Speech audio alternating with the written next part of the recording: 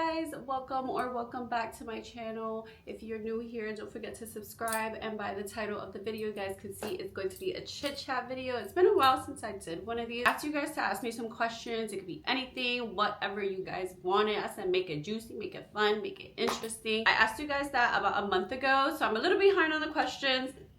I haven't taken a look to see what you guys asked me. I saw a glimpse of it, but I honestly don't remember what the questions entail. So that's pretty good because it's gonna just be like catching me off guard in a sense. So with that being said, let's get into it. Grab your favorite bevy. Mine is a matcha, an at-home-made matcha. Let's do our first sip test together.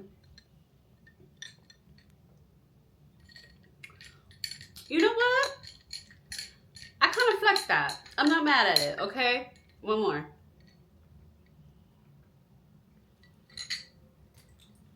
Yeah, I like that. How do you always find events and things to do with Abel? Honestly, TikTok, Instagram are really going to be your best friends when you want to scout out, you know, children-friendly events, family-friendly places to go to, and specifically to your area as well. I'm sure you know you create your algorithm for things to pop up that are in your neighborhood, that are in your state. TikTok honestly became my newest Google search engine.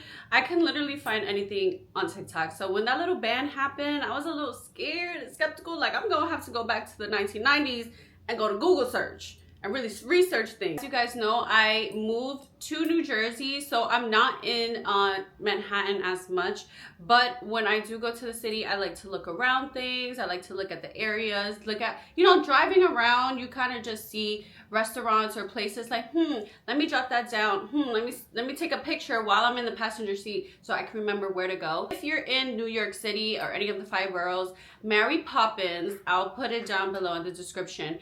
It's like a mommy blog telling you everything that's going on in the weekends, during the week, all these free events for the kids that you can take. So that is pretty helpful. I don't know if you don't have that in your state. Be the Mary Poppins of your state. You never know. Abel loves being outside, and when I do plan a day where we're going to a museum or a soft play, regardless if it's a little bit too advanced for his age, just exposing him, just getting him out there, he loves it. It tires him out, he gets a good nap out of it, but just giving him that exposure to this outside world, being around other kids. I always encourage moms, just get your kids out there, just put them in things, put them around other kids, sing to them, talk to them, crafts with them. It's really just important for their social development, their motor skills, their growing brain. Scheduling play dates or looking online, that's really how I get Abel out and about. Someone asked, how are you liking New Jersey? When I first moved here, I was like, I love it. I love it. I love the new space. Obviously, because you guys know I came from a studio. I love all this space. I am getting used to not having so much around me. I also feel that the winters were harsh. And when you live in more of a suburban area and it's winter, like, where are you going? You know what I mean? When I was in the city, I can still walk when it was cold because there's just things to look at. There's just things stimulating you. There's just a bunch of people that are aimlessly walking, and like that's just okay. There's people aimlessly walking in New Jersey, but it just doesn't give that same effect. You come to New Jersey and you have this silence. I'm hearing birds chirping. You kind of hear them right now. They're literally chirping as we speak, and it's quiet, it's peaceful. It's a different, it's just so much more zen than the rustle and bustle of New York City. We have the main big stores, you know, we have Walmart, we have those big Targets. Not like in the city. You don't have a Walmart in the city. Everything I really do need is right here. Whether I want that constant stimulation, that's not going to be here. And I think that was a little bit of an adjustment for me. Now that it's getting nicer outside, like I could go outside, you know what I mean? I can like do a little bit of walking. I could take Abel to the park. So I'm feeling a little bit better on that point, and it's not making me miss the city as much. Someone said, not a question, but I'm naming my daughter after you. I love your unique name. I feel so honored. Stop. I don't know a lot of Evangelises. That is so sweet. I feel so honored. Can you like DM me when your daughter is born? And if you ended up naming her that, I would love to like send you something, send you a little baby basket for baby girl. What is your postpartum experience? Did you experience postpartum depression?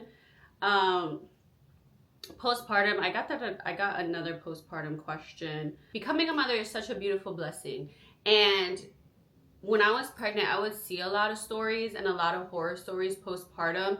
And what I believe is that postpartum depression is a spirit. And I've been depressed before.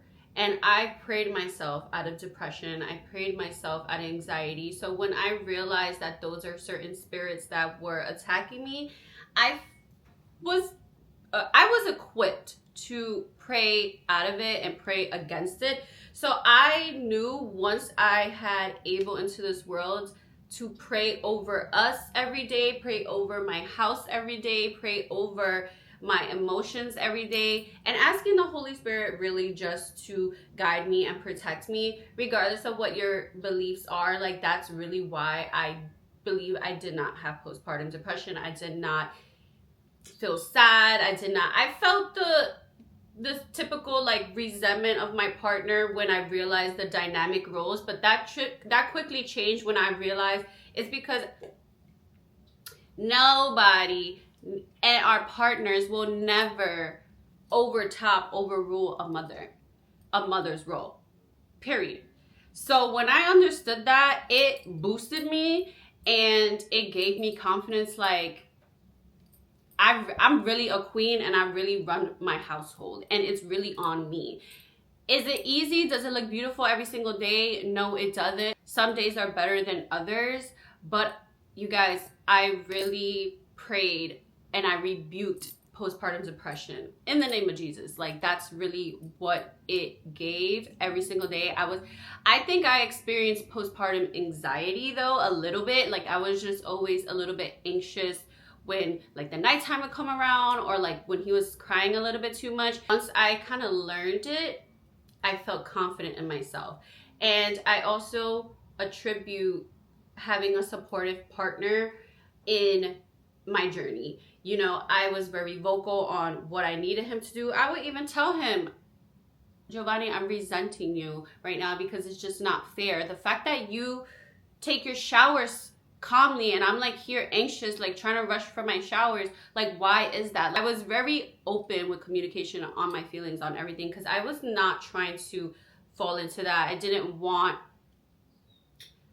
postpartum depression to even like, you know, I just didn't want any of that to happen. And I'm trying to think, like, did I ever cry? I probably cried max 3 times. 2 of those times I was kind of really just anxious because I just didn't know what was wrong with Abel when he kept crying. And another time I think I was just overtired. I was just really tired and I just couldn't sleep. So like, that's what I'm saying. Like, the newborn trenches are really the newborn trenches. Like, I was tired, but I couldn't sleep because I was a little bit anxious. So yeah, I just really feel like praying, keeping yourself zen, creating a safe space for yourself, whatever you need to do to make yourself be your best motherly self, especially postpartum. Try to do that. Try to have an open communication with your partner to let them know. It's not like they should know this, they should know that. You'll be so surprised how much males don't know because they're not supposed to know. They don't have mother instincts like us. I think me and Giovanni, we just gotten so much better with communication, so much better with what we need, what we expect from each other because of the newborn trenches. We had to work together. It's a teamwork. So I knew we were on the same team and I knew what I needed to thrive and what he needed to help me thrive. I guess I could go into the next question. Someone's asking about weddings. Are you planning your wedding yet? I've seen such a controversy on like, don't be that girl that's like 3 years engaged or like forever engaged or like never gets married. And then at first I'm like, wait, we already going on 2 years. I just don't know what type of wedding I want. Because I went from like, we're gonna elope. Like, I was on that vibe, like, we're gonna elope. Let's go to like Europe or something and like get married. Like, I don't want anyone there. I don't give a F about anyone. And then I'm like, I do want a little celebration with my family, at least a little gathering. Like, I just didn't know. There's no wedding planning right now. Like, I'm also putting it off myself because I just don't want to deal with it. And I'm just like, in my head, we're already married. When he proposed, I was pregnant. And then I was also telling him too, how do you guys feel about that thing when people are like, oh, he only put a ring on it because you were pregnant?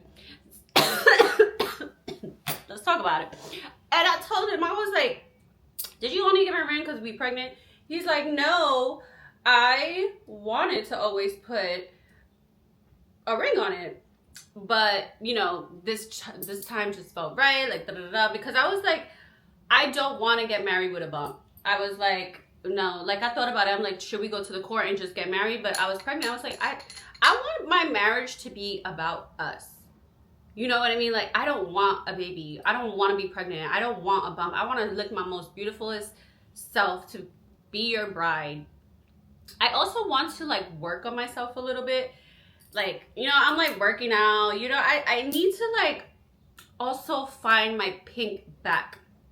So, which I feel like it leads to another question, because somebody asked, how do you take care of yourself and always look so put together? Like, any advice on getting your pink back postpartum?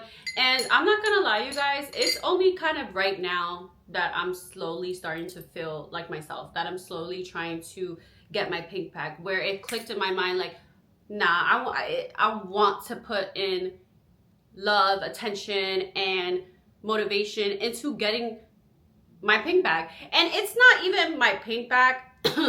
It's just finding out who I am, this new person that I am, this new woman, this mother, but with a new style, with a new mentality, with a new role. I'm a mom. Like, I'm in charge of a whole human life. It's only until now that is, like, really hitting me. The first few months and everything, like, it was figuring out balancing both of us, balancing, you know, just my life outside of him. That was mainly the struggle in the first year. My son is 18 months. He'll be 2 in September, and it's flying by so fast. I just don't understand that neither, because what the F? I'm about to have a 2-year-old. So it's kind of only right now where I'm like, okay, let's shape it. Let's shape this body up. Let's focus on, you know, our mentals more. Let's focus on our health. Let's focus on creating. Right now, it's really when I'm just wanting that urge to, no, today I want to work out. Before, I, like, didn't care. I didn't have the energy. I didn't have the motivation. So I'm, like, thinking now, like, what do I want to create? What do I want to produce? What do I want to see myself doing? Like, I'm really now getting into that groove of, who's Evangelis? Who's this new Evangelis? Are we loving her? What are we trying out? What are we experiencing? Like, what are our traits looking like? What are our habits looking like? You know, I'm really rebranding myself, refinding myself. And the advice is, mama, be patient. Be patient with yourself, because it's not easy. It's not easy. And we have to give ourselves grace. We have to give ourselves the opportunity to grow, to feel out who we are, experiment, try things. Surround yourself with positivity. Surround yourselves in a healthy mindset. Pray over your mindset, because I'm telling you, the enemy will love to attack you here first. This is where it starts first, in our mentals. And once an enemy wants to attack us in our head, overthinking, imposter syndrome, comparison, jealousy, the enemy knows what to do in here. So once you learn to silence it, move through it, focus on your grasp, focus on your craft, focus on your purpose. When you get that drive, you don't get, everything else is noise, you guys. Please. Okay. Writing things out also really gives me a visual of what I'm constantly complaining about. And I don't want to say the word complaining about, but there's certain things that would, like, constantly, like, bother me, or, like, it's a theme in my thoughts. So when I would write it down and journal, it felt great. It felt great to know this is a problem in Evangelis' life that's been, you know, bothering her. So what are we going to do? What are the goals that are going to be taken to address this certain type of thing? And mind you, that in itself will take time. So when I would say I'm struggling with how I feel about myself, with how, you know, my time management is with working on me and working on Abel, my goals would be like waking while he's napping, instead of rotting, let's work out. And that's going to help you feel better about yourself. Instead of comparing what this person and what that person is doing, how about you stop scrolling and get off Instagram and TikTok and work on your craft and start writing out and planning out what content you want to produce, what videos you want to create. You know what I mean? Shift that focus into what you want to do to find that pink back. End goal of finding your pink only works as well if you're putting in the effort into yourself. So we have to put in the effort into ourselves as well. So I think it takes time to find that effort that you want to put into yourself. And it's so sad because us mothers, we're so selfless. We put everyone and everything and their needs before ours.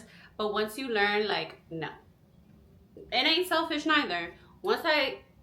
Once I find that, like, no, I'm giving back to myself, then you'll start to see the ball rolling, like, I like this feeling. I'm liking this feeling of waking up and I'm finding the time to work out, or I'm finding the time to put a little bit effort into myself, even if I'm in the house, you know, because all those little things add up to being your best self. Someone asked, how many more kids do you want? If it's not too TMI. Not TMI.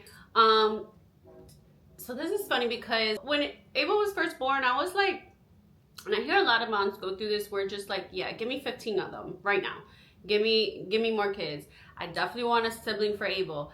And then as I've gotten to the 1-year-old stage and I'm seeing how he's developing as a person, he's developing his personality, I'm seeing how I'm really trying to get back to myself, balance out my life, balance out Abel's life, balance out being a partner with Giovanni. I'm really realizing, like, one and done don't sound too bad. It's been a real big battle because, you know, if you want kids and you want them close in age, like, you gotta start planning, you gotta, like, be realistic about it. Abel's about to be 2. And I'll talk to Giovanni, and he wants other kids, and he's also saying, like, it's God's plan. And then me, there's been days I'm like, no, we're done. Like, we're done. I think I also just want to ride it out with Abel. And whenever God wants to give me another child, whether that be that they have a 2-year age gap, 3-year age gap, even if it's a 6-year age gap, who knows? I give myself a cutoff of like 35. I will be turning 31 in June. So I feel like that's a good amount of years to give God, like, but also it's not my plan. I probably have a cutoff of 35 and God probably would be like, hey, you're 39, here's another kid. We just never know. Like, that's what I'm just saying. Like, we just never know. But I feel like right now, what I can handle mentally, emotionally, physically, financially, I want Abel to be my one right now. I don't think I want a kid anytime soon. I want to experience him, and I want to experience me. I want to experience Giovanni. I want to experience life. Like, I'm also, like, when they're like, I'm too selfish to have kids right now, I'm too selfish with what I have going on right now to add another child into the mix. And it's not to sound shady or anything, because if I have another kid, I'm gonna love them unconditionally. But right now, with what I have going on and my life right now, I love it a lot and I want to enjoy it. So when God chooses for me to have another child, we will have another child, and I'm not gonna be opposed to it. And I know God will give me another child because He'll know I'll be able to handle it. And I'm, you know, like, it'll just be in my destiny. So all in all, the answer to that, girl, is God's plan. Is God's plan. Date nights after having a baby are kind of non-existent. It's really hard. We've had like a handful of dates, but the thing I would say that those dates are very quality dates. And I learned after having Abel, dates don't have to just be put on your flyest heels and go out to like a nice restaurant in the city, eat, and then that's it. Because honestly, I realized getting dressed and going to a nice dinner is boring as fuck. Excuse my French. Like, it's just, I'm just like, bro, no, I don't want to go. I'm like too tired to do my hair. I'm too tired to get him dressed, drop him off, go in heels, eat something. We're going to talk about Abel during our date the majority of the time and leave. So I just learned, like, we have to tailor our date nights to us. So a date night will be like going in sweats and going somewhere and finding food, or having like a massage together. We learn to make dates, I feel, very unique and fun, or just like running around the city and like just being child free for the day and enjoying each other, and remember that like you are my best friend, you're my life partner. So it is a little difficult at first, and we understand that this is not going to be forever. There's going to be time when Abel's grown, he don't want to hang out with us, he's going to have a girlfriend, he's probably going to be out and about, we're going to have all the time in the world to be together, you know what I mean? So it's definitely it definitely needs to be prioritized, where you guys get that break and remind each other why you guys are together. I see older adults who have empty nests and their children are all grown up and they're out the house and they're living their own lives. They miss it. They miss the times where they were overbooked. They miss the times where they didn't have time and everything was just about the kids. They miss being needed so much. So I know that time is gonna come where me and Giovanni can have endless amount of date nights. So right now I'm learning not to stress if we have a date night or not. But I also do love the date nights that we have, because it's so intentional. The time we're making, even if it's like, okay, next month we're having a date and we're in the middle of this month, but just knowing that we have something to look forward to, we're building up to that time, it makes it fun. The thing about it is learning to reset your dynamic to what life has, like the situation that life has you in. Because someone asked, after having a baby, do you ever feel you're in the roommate phase with your husband? And I do, because there's times where he'll come home, we do our dinner, Abel takes a bath, and then it has to wind down, and then, you know, I'm in my section of the house and he's in the living room section with his of the house doing with Abel. And sometimes I don't want to be around him, and I'm sure he having fun and decompressing and scrolling on his phone in the living room.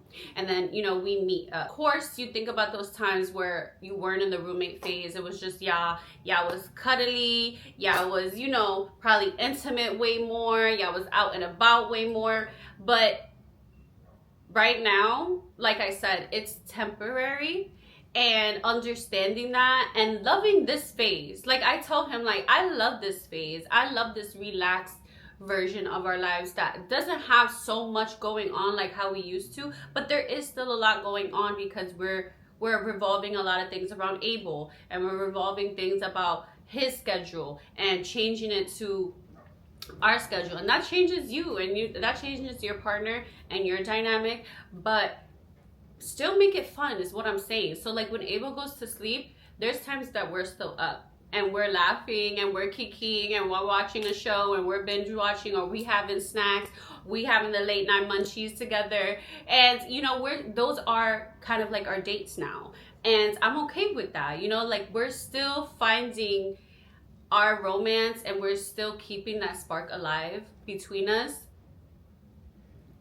but making sure that it's appropriate for the situation and lifestyle that we're in right now. You know what I mean? It's all about drifting and changing and adapting to the waves of life. Like life is never gonna look one specific type of way. There's always gonna be additions to it. There's gonna always be things that are subtracted from the life. And we just have to adjust, and we just have to learn how to make it work for us and how to coincide with it, because God has our story written.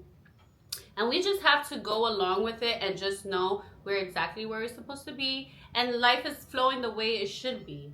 You know what I mean? And just asking for guidance during that way. I could turn any question into a really deep psychological, spiritual thing.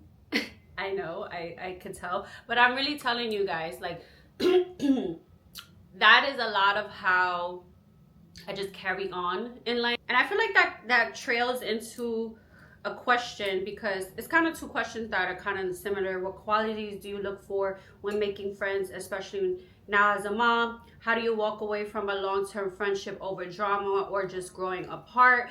And like I said, this is life. Waves of life, and new things coming and going, and it's just how we have to adapt. When it comes to friendships with me, I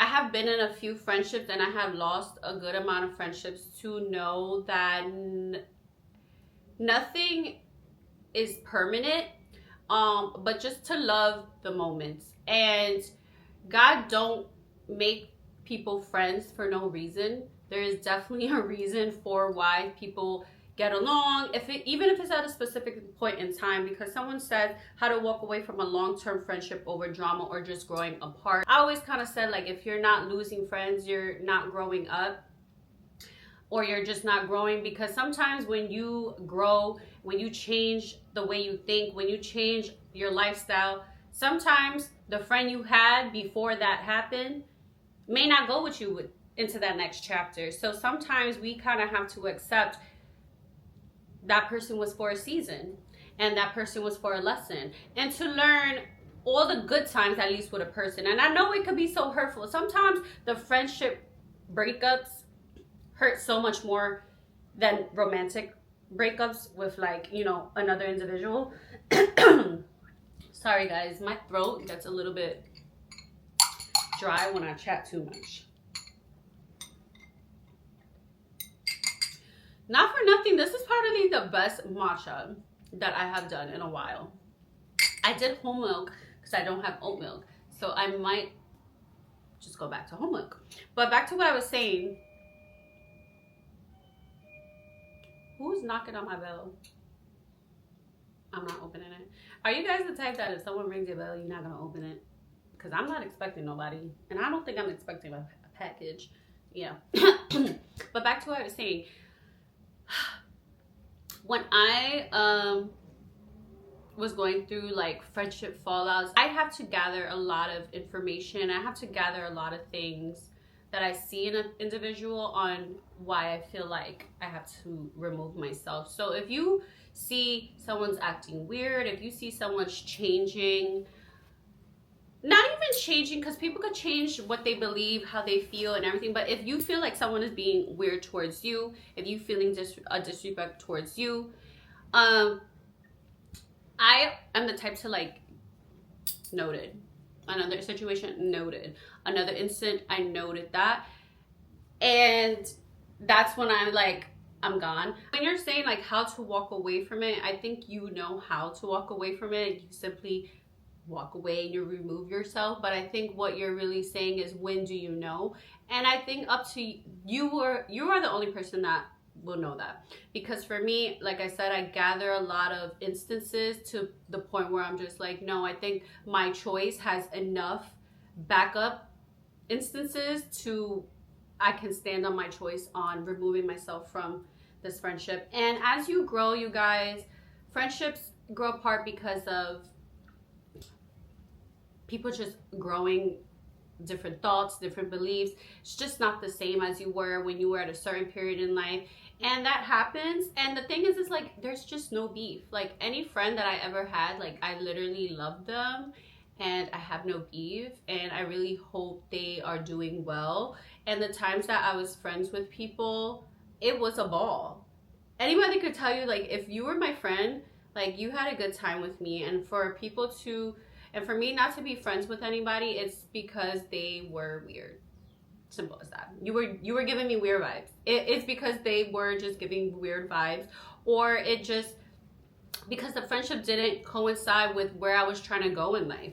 And it hurts. It hurts. It hurts a lot, because sisterhood, it hits different than, you know, anything else. So it's sad when you feel like, you know, I guess I don't have a sisterhood, but I think anything God removes, God's replacing with better. And right, you know, now as a mom, because somebody asked, what qualities do you look for when you are making friends as a mom? I'm not making friends solely on like, do you dress nice? Do you go to the nicest restaurants? Are you connected? I'm looking at like, how do you treat your kid? How do you want to raise your kid? What morals do you teach your kid? How do you speak to your kid? What is the tone that you use with your child? Do you care about your child's hygiene? Do you care about, you know, how much do you care for your child? Like, those are the qualities that you look for. And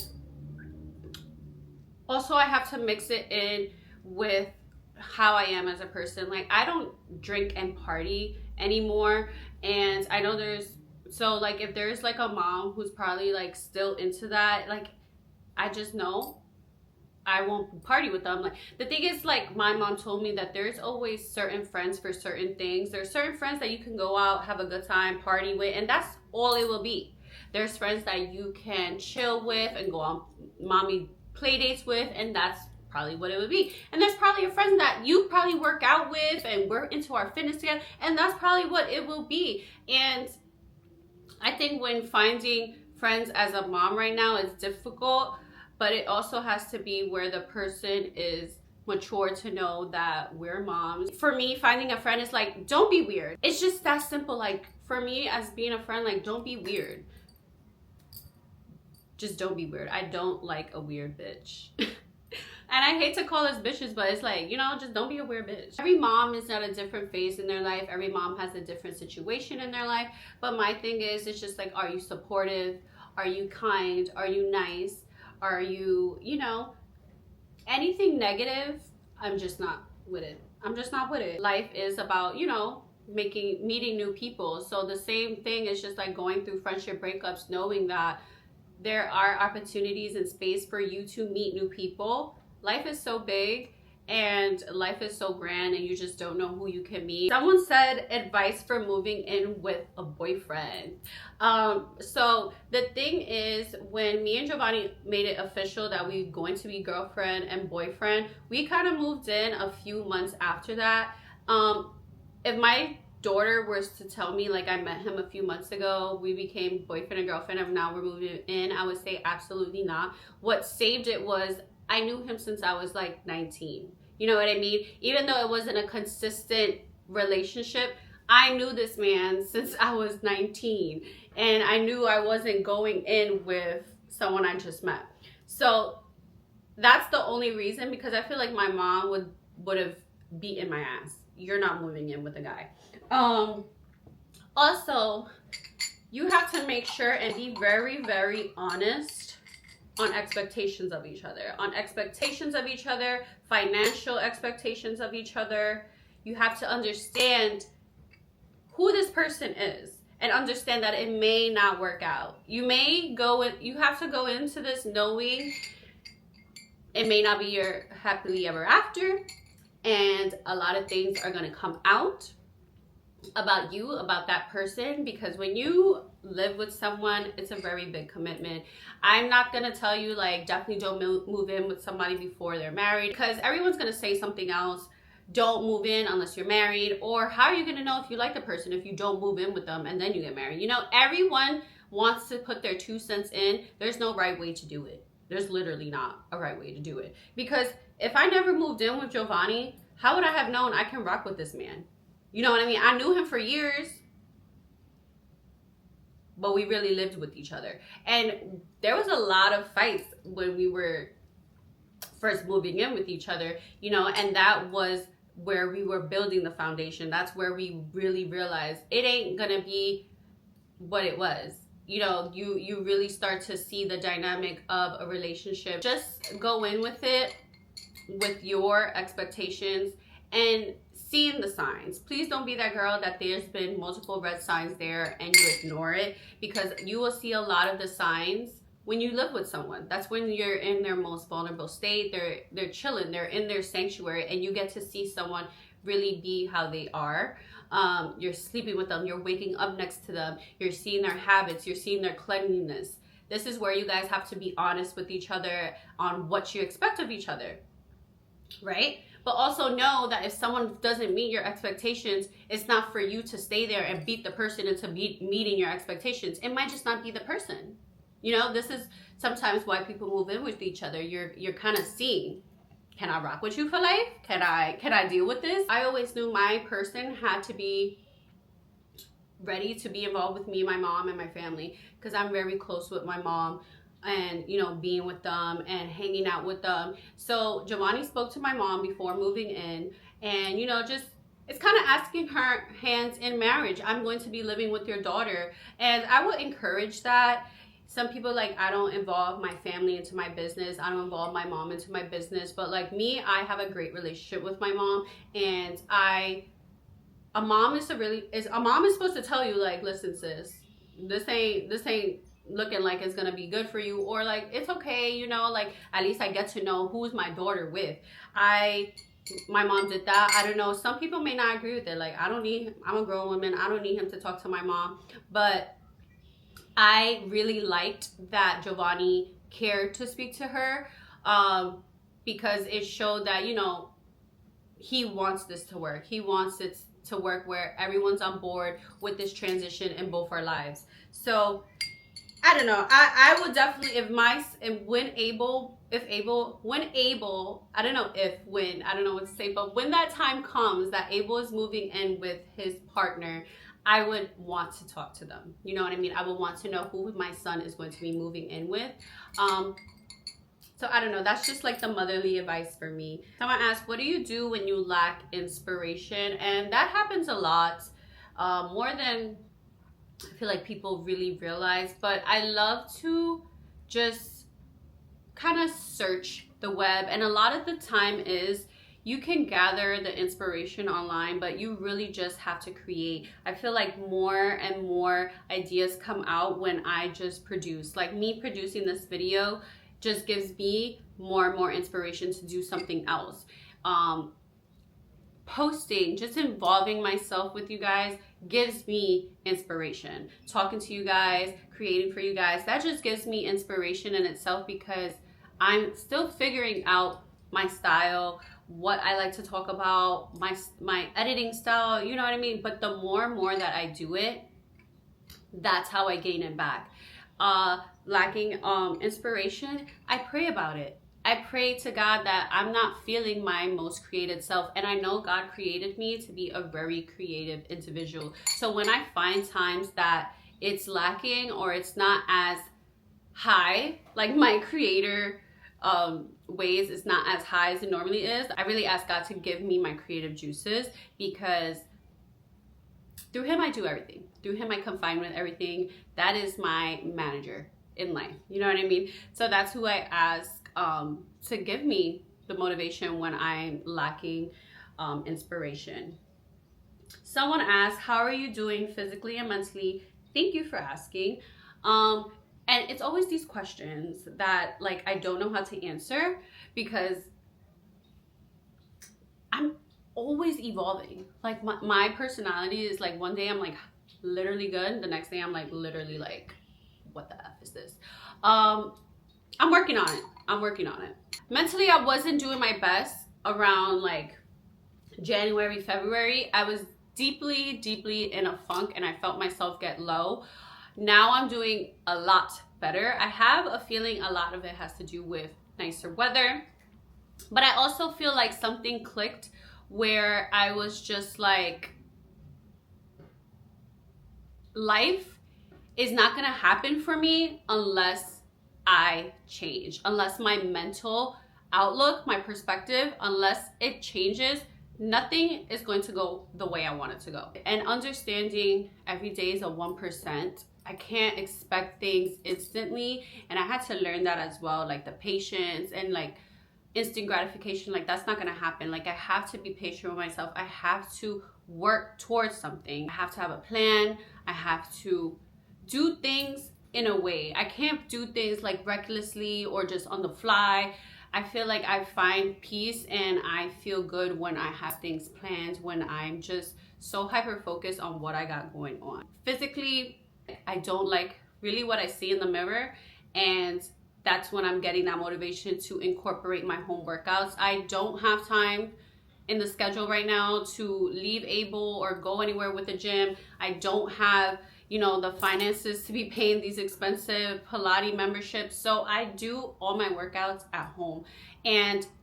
But now is when I'm finally getting the drive to get up. I think sometimes working out at home, people don't realize it's a little bit more tougher, because you have your bed and your couch staring at you, and it's just so easy to be like, between a set, like, all right, I did 10, I'm good. But no, there's times where I'm starting to look forward to, this time of the day I'm gonna work out. This time of the day I'm gonna squeeze in this workout, because I want to. I'm in my fluffiest ever that I've ever been. Like, I'm a little fluffy right now. And that's okay. And now is when I'm really like trying to work towards a goal of mine. I want to look a certain way and feel a certain way when I look in the mirror.